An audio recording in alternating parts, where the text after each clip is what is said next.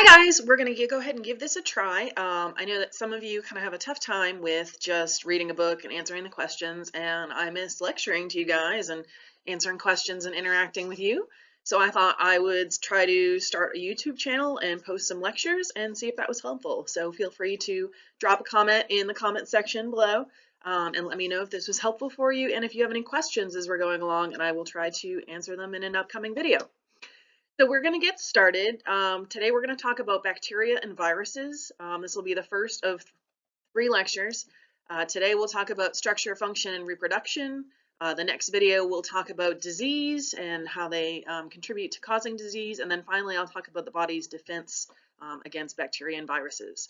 I know that this was a little bit of a departure from our topic on ecology, but we would have covered bacteria and viruses towards the end of the year. And we were at kind of a good breaking point in between concepts on ecology, and I thought that this was really on point for what's going on right now, with the coronavirus. So as I work through this, I'll kind of reference how this connects to the coronavirus and kind of help us all understand a little bit better about some of the things that we're hearing in the news. Okay. So the first term that we're going to talk about is pathogens. And so a pathogen is anything that is a disease-causing agent, so anything that makes us sick. So we can talk about pathogens, we can talk about bacteria, we can talk about viruses like the coronavirus, or also other microorganisms.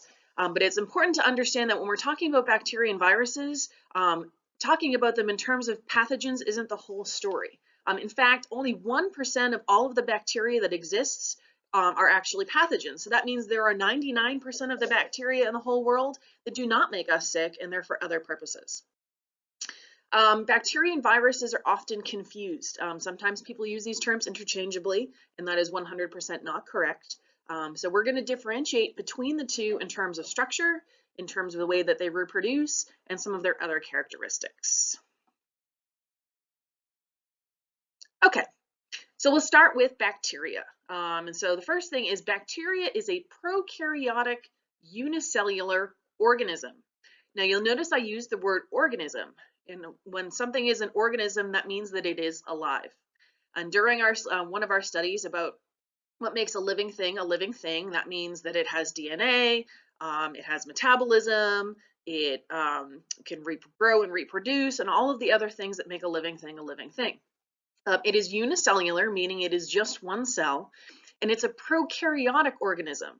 And so prokaryotic, those are the smallest of all organisms, and so bacteria are really teeny, teeny, tiny single-cell organisms. That sound that you hear in the background is my cats running around, so just ignore that. Okay, let's talk about the anatomy of a bacteria cell.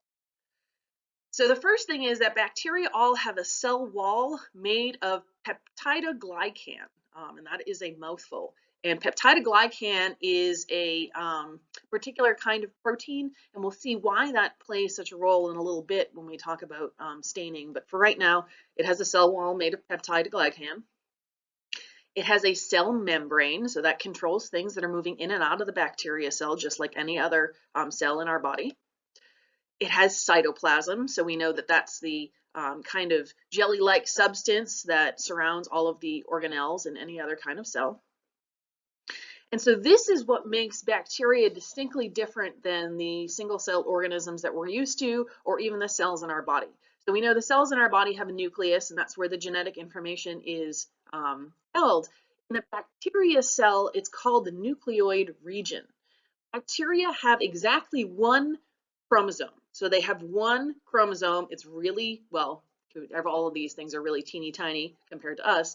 But compared to other DNA chromosomes, it's a really long chromosome, and it's one single chromosome that's all kind of balled together in this nucleoid region. They also have something which isn't really pictured here called plasmids. Plasmids also carry genetic information. Plasmids are of particular interest, and we'll talk about this when we're talking about disease and antibiotics. It's actually plasmids carry the genetic information where if there was a if there was an antibiotic resistance, that's where that genetic information would be passed on. So it's kind of an interesting fun fact about plasmids. Because they are cells, they need ribosomes. And so we remember for our study of cell structure, ribosomes are where proteins are built in a cell. So all living things need to build proteins to carry out their daily functions. So it does have ribosomes. Some bacteria have a capsule on the outside, but not all. We're not going to get too far into that because it's way beyond the scope of this course, but we just know that sometimes a capsule is an aspect of a bacteria cell. And now we'll talk about, because to be a living thing, you have to be able to respond to your environment. So you have to be able to move around. And so the bacteria cell does that in two ways. It has flagella and it has pili. And so either of these things can help propel the bacteria in the direction that it needs to go. So the flagellum, or the flagella, depending on you're to be talking about one bacteria or more than one, is like a tail, and it whips that tail back and forth, and it allows it to propel forward. The pili, these are like little hairs that are on the outside of the bacteria, and in the same way, they kind of fluctuate and help it to move around, you know, and so sometimes that's in fluid, sometimes that's going to be in other kinds of matter. But anyway, these are the two ways that it is able to move around and thus respond to its environment, and in that box on living things. So there are three distinct shapes of bacteria, and so bacteria can be classified into these shapes. Let's see, let's talk about the three most common shapes. The first one is coccus, and so these are little circular bacteria. So this is, if you were to look at these bacteria underneath a microscope, the coccus bacteria would appear as little circles. An example of that is streptococcus. And so we know that colloquially as strep throat, which probably some of you may have had. It causes a really sore throat, and it's a really not fun time. But you do take antibiotics and you do get better relatively quickly. The next kind is bacillus. And so if you looked at this under a microscope, these would be kind of rod shaped. An example of this would be E. coli. And so sometimes you hear the word E. coli in the news when people are talking about water quality. And the reason that that's relevant to water quality is if the E. coli is too high in the water, it can make you sick. It can make your tummy very upset. E. coli is also what we're talking about when we talk about food poisoning. So foodborne poisoning, that's going to be E. coli, and that's going to be, if you looked at it under a microscope, it would look like these little rod shape. The last one is spiral shaped, or spirilla, if you're talking about several. And the example for this is Treponema pallidum. And this is the bacteria that is responsible for syphilis. So you probably have heard of that. It's an STD. You may have covered that in health class. And so if you looked at that under a microscope, that is what that looks like. Okay, so we can classify bacteria by shape. We can also classify bacteria by something called gram stain. And so when you stain something, when we hear the word stain, we probably think of, you know, if we drop some coffee or some juice on our shirt, it would leave a stain. Well, scientists stain bacteria to help them learn what kind of bacteria it is. So because the bacteria has different structures in their cell wall structure, and so we touched on that first slide about that cell wall. So there's two different kinds. There's gram positive, and that's where the cell wall is very high in what we talked about in that first slide, that peptidoglycan. So this particular substance, this peptidoglycan, is very accepting of this particular dye. And so when scientists stain it with this dye sticks to it. And then if you looked at it under a microscope, this is kind of a picture of a microscope slide, you would see that it picks up that dye and it turns kind of purplish. So that would be gram positive. Gram negative, it has that cell wall with a layer of peptidoglycan, but it's not as thick, and then it has a polysaccharide layer on the outside of that. So that's almost like a rain jacket or like a protective covering over this, and it's not going to allow that cell to pick up that dye, and so therefore it will not become stained. So when you look at that under the microscope, it's going to show red, and that's basically what the cell is showing without having picked up that dye. So you can see in this particular picture, we have gram positive and gram negative bacteria. And so this is how scientists, if they're trying to identify a bacteria, they'll often stain it to see which one it is. Okay, so what is bacteria good for if it's not just making us sick? And again, only 1% of bacteria makes you sick. There are 99% other kinds of bacteria. And so what are some of the things that they're used for? Foods like yogurt, cheese, and pickles rely on bacteria to make those foods. We need bacteria to decompose matter. So we talked about, this is why this unit kind of fits nicely in between our two halves of ecology.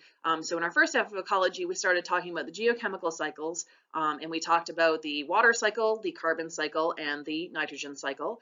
And the carbon cycle and the nitrogen cycle both have a decomposition stage. Every step of the nitrogen cycle is dependent on bacteria. In fact, it is arguably the most important aspect of the nitrogen cycle to convert atmospheric nitrogen into a usable form for plants. So if you remember, we talked about how atmospheric nitrogen, nitrogen in its elemental form, plants can't breathe that in, they can't use it that way, but they do need nitrogen, and so they need bacteria's help to get it into a usable form. What is bacteria good for in humans? We have bacteria on our skin to help prevent infections. And so when you get a cut on your skin or anything like that, there is actually bacteria. The human body is an excellent, we're a very sophisticated organism just beyond our intelligence. Our body is also very good at keeping us disease-free. And so one of the ways that we do that is this beneficial bacteria on our skin. Bacteria is also in our tummy to help us digest our food. So we talked about E. coli earlier, and we talked about E. coli being responsible for food poisoning. That's not really the whole story. We do have some E. coli in our gut all of the time, and that's part of what's helping our gut to break down food into forms that we can use and break down those macromolecules, those proteins and lipids and carbohydrates. And it's when E. coli gets to a level that's beyond what's normal or what's not manageable for our body, that's when it becomes a problem. That's when we start dealing with tummy upset. And then finally, bacteria most recently is starting to become a real focus in biotechnology. They're exploring it to make antibodies, to make insulin. So I think there are a handful of you that probably have type 1 diabetes and you're dependent on insulin to help your body regulate itself. So we're looking into how to use bacteria to do that. HGH, which is human growth hormone, vitamins, and also other drugs. So bacteria is good for a lot of things. How does bacteria reproduce? All right, so bacteria reproduction is actually a really simple process. It reproduces asexually, so we know that that creates two identical daughter cells from one parent cell, and does this through binary fission. The nucleoid region is copied. So this area right here that we talked about, that it doesn't have a normal nucleus, it has this nucleoid region and it has one DNA containing chromosome. So it replicates that one chromosome and it makes enough so that each daughter cell can have two identical copies. And then it's going to split in half. It'll split in half right down the middle. It'll create two identical daughter cells. And so we know that both of those daughter cells are going to have the exact same genetic information and they're going to look exactly the same at the end. But if everything is reproducing asexually, we know that it's two identical daughter cells. So, but we know that bacteria doesn't stay the same forever. We've heard that bacteria can become antibiotic resistant. And so we know that it must change somehow. And so we think back to our unit on evolution, where we learned that mutation is the random change in genetic material and is responsible for the majority of genetic variation, whether that's asexual or sexual reproduction. And so but in addition to mutation, bacteria can undergo a handful of other things. We won't spend a lot of time on this, but I do want to touch on them. The first one is conjugation, and so that's DNA transfer between two cells. So occasionally bacteria that are next to one another can kind of rub up against each other and they form this little special bridge between them and they share genetic information. Scientists are still working to learn to understand why the bacteria does this and exactly what triggers this, but we know that this process, they call it conjugation. Basically, the two cells are sharing DNA one to the other.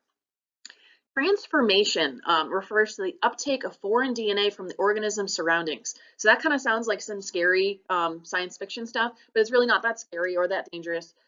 It is something that happens. This is when there's other genetic information available in the organism's surroundings, so maybe from other bacterial organisms or other living matter that has DNA. And so this is something that can occur that will change that cell's genetic information and therefore introduce genetic variation. And then the last one is something called transduction, and that's when a virus transfers genes between prokaryotic organisms. And so we'll talk about how viruses transfer genetic information in a little bit, But when you hear transduction, that is when a virus gets involved, and it's kind of complicated and really beyond the scope of this course, but I did want to mention it just in case you see that if you're reading a news article or anything. All right, so we've covered bacteria, and now we're going to move on to viruses. And so the characteristics of a virus, and this is the most important thing.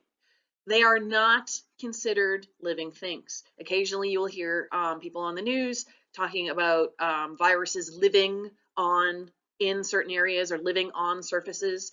It is not that the virus is not present on that surface, and it's not that the virus cannot make you ill from contacting it on that surface, but to say that a virus is alive is not correct. The reason for this is they cannot respond to stimuli, and they're lacking some of the other characteristics as well.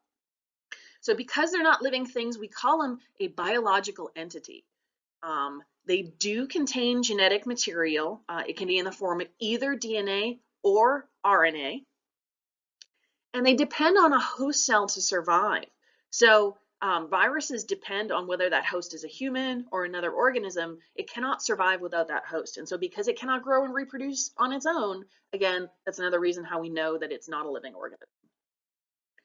There's a special kind of virus that specifically infects a bacterium, and that is called a bacteriophage. And we will talk more about bacteriophages in our discussion on disease and disease prevention. Okay, so just so there are different structures for bacteria, there are also different structures for viruses. They actually take on a lot of different structures. These three that are here in the picture are just three of the most common. But no matter what the shape of a virus, they all have some things in common. So they all have what's called a capsid, and that capsid is like a protein coating on the outside. It's like the envelope of the virus's genetic information, or kind of just what's holding the virus together. It also has a nucleic acid core, and so it's not a nucleus in the way that we would understand a nucleus in a organism, in a cell, or even in a bacteria cell, but it's kind of like an area of concentrated genetic information. And it can be DNA or RNA. Sometimes they have both. Viruses are really fascinating things. We're going to go back one second. Well, I'll reference it again. I was going to take a moment and just say that of all of those shapes, the one that looks like, and you'll see it when they're talking about corona on the news, you'll see it looks kind of like a sphere that has a bunch of spiky bits hanging out of it, or excuse me, sticking out of it. And the reason for that is, the reason that the coronavirus gets its name is because it's a sphere, and they refer to those little spiky bits as like that it looks like it has a crown or a corona around the virus. And so that's where the term coronavirus comes from. So coronavirus in shape is like a little sphere, and it's got little club-shaped spikes sticking out of it. Okay, what do we use viruses for? A couple of things. Scientists are conducting research to find ways to use viruses for good in the treatment of diseases like cancer and genetic disorders. So we know that viruses take over their host. They insert their genetic material into the host. And so the hope with cancer is that if we can kind of harness that ability, we could therefore take genetic information and use the virus to inject that into cancer cells, and therefore program the cancer cells to self-destruct. They're also being researched as a potential replacement for antibiotics. So again, we learned just last slide that there are certain kinds of viruses that infect bacteria specifically. And so if we could understand exactly how that process worked, we would be able to, or we could possibly use them to kill bacteria without using antibiotics. So some interesting things going on in science. Okay, so the last thing we'll talk about today is virus reproduction. I don't want you to get too bogged down in this. I just kind of want to go through the steps so that you have kind of a working understanding as you're working towards completing your project on viruses. This will kind of help you to understand how certain viruses lay dormant, whereas other ones are active right away. Okay, so the first thing we're going to talk about is something called the lytic cycle. So basically a virus comes upon, and the picture's a little bit small, and I do apologize for that. So the first thing the virus does is it comes and it attaches. And so most viruses, there's an aspect of their shape that allows them to attach themselves to cells. It does this in specific regions called protein receptors. And so it's basically kind of a lock and key. You can kind of think of it as your house is locked and you have a key to use to get in there. Viruses sort of make up their own key that also fits that lock, and that's how they get in without the cell noticing. So the next thing it does is it injects its DNA or RNA into the host cell. And once it does that, the host cell starts transcribing and replicating that DNA and RNA, and it divides and it divides and it replicates and it replicates. And it's essentially the virus has now changed the cell, the host cell, into a virus designing factory. So it's basically hijacked the genetic information within the cell, and it's told the cell that its new job is to produce more virus. So eventually it produces so much virus that the host cell bursts, and all of these newly formed viruses go on to find another cell and to repeat this process. But that's not the whole story. So that is the lytic cycle. It gets that name because this process of bursting open is called that it lyses. We know that in our study of cells that the lysosomes broke down things. They're kind of like the garbage collectors. And so therefore lysing means kind of to break something open or to break something down. Okay, so we have two different life cycles. We have the lytic cycle and we have the lysogenic cycle.